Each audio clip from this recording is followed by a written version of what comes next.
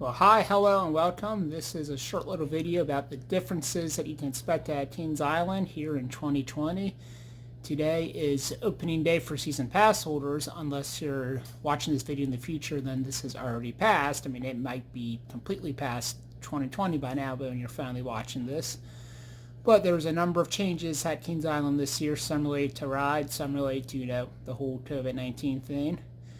The first and the biggest change is you have to make the reservation in order to get into Kings Island. I had a video previously about how to make the reservation, and there will be a link to that in the description of this video, so you can look at that to see how to do that. Once you've already done it, within 24 hours of your trip to the park, you have to fill out an online questionnaire for health, which I'll be doing shortly for when we go tomorrow.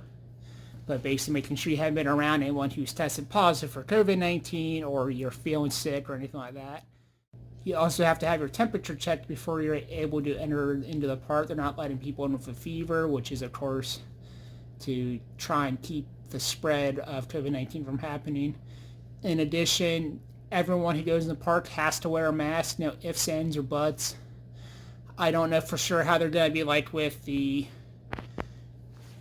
enforcement of this, since I know like down in Florida, Busch Gardens is already open, as well as Universal Studios, and Busch Gardens has been rather lax as far as enforcement. Universal Studios has been on the game when it comes to enforcement. From what I read of the first rider night, since they had an auction for first riders on Orion, the people who were there last night, from what I've read, said that Kings Island was pretty good about enforcing it, so keep that in mind if you're hoping to just fake it, which it sounds like they're doing pretty good on it. Another big change is, of course, there's no smoking allowed in the park this year. Where there used to be smoking spots are now relaxation zones for the park, where you can go and not have the mask on. And only you can smoke now are outside the main entrance, so if you're a smoker, just be aware of that. You can't smoke inside the park. Beyond that, they do have several sanitation zones where you can go and clean your hands off. If you looked at the park map on the app, you'll be able to see the spots, and I took a screenshot of this, so I will show it to you right now. Here is that screenshot I mentioned of all the sanitation zones. In addition to all the changes related to COVID-19, there's also some capacity issues, I think. My understanding is like on Orion, which is 4 rows across, they're only letting 2 people per row for the time being.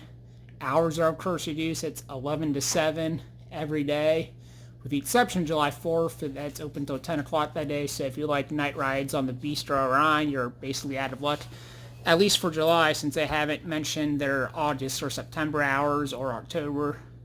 We have no idea if they're doing Halloween Haunt this year. They haven't said anything. I'd imagine they'll try to, but we'll see. Same thing for Winterfest. And of course, the couple big changes related to rides. One, the Vortex is of course no longer there, since it is gone to the big amusement park in the sky now. And also the biggest change as far as rides is Orion, their new Giga Coaster, is opened up. I get to ride my first time tomorrow. My brother was up there for a first rider night from the auction, and he said it is an amazing ride. But if you subscribe to this video and ring that notification bell, you will be able to find out my review of it in a couple days. And other than that, I hope you enjoy Kings Island this year.